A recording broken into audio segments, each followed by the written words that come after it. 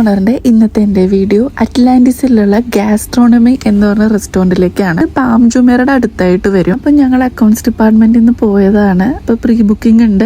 Time ആകത്തോണ്ട് പുറത്ത് കിടന്നൊന്ന് കറങ്ങി. എടുത്ത് പറയേണ്ട ഒന്ന് തന്നെയാണ് ഔട്ട്സൈഡ് ആംബിയൻസ് അത്ര അടിപൊളിയാണ്. ഡിന്നറാണ് ബുക്ക് ചെയ്തത്.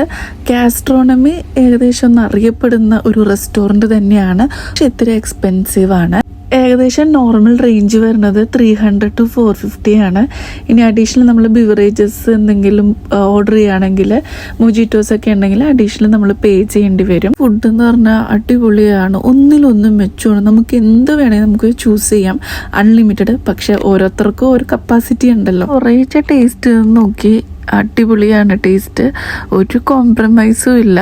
അപ്പോൾ ഇന്ത്യൻ ഫുഡ്സും ഇവിടെ അവൈലബിൾ ആണ്. ഓൺലൈൻ ത്രൂ ആണ് നമ്മൾ ബുക്ക് ചെയ്യേണ്ടത്. ഇവിടെ ബ്രേക്ക്ഫാസ്റ്റ് വരെ അവൈലബിൾ ആട്ടോ. അതുപോലെ തന്നെ നമ്മൾ ഒരു ഗ്രൂപ്പായിട്ട് വരുന്നെങ്കിൽ അവർക്കൊരു ടൈമിംഗ് ഉണ്ട്, ഒരു സ്ലോട്ട് തരും. അപ്പോൾ അതിനുള്ളിൽ നമ്മൾ ഫിനിഷ് ചെയ്യണം. ഏകദേശം 2 മണിക്കൂറാന്ന് തോന്നുന്നു. അപ്പോൾ അതിൻ്റെ ഇടയ്ക്ക് നമ്മൾ എന്ത് തന്നെയാണെങ്കിലും ഡിപ്പാർട്ട്മെൻറ്റ് ടോക്കിന് വന്നാലും നമ്മൾ മറന്നുപോകും.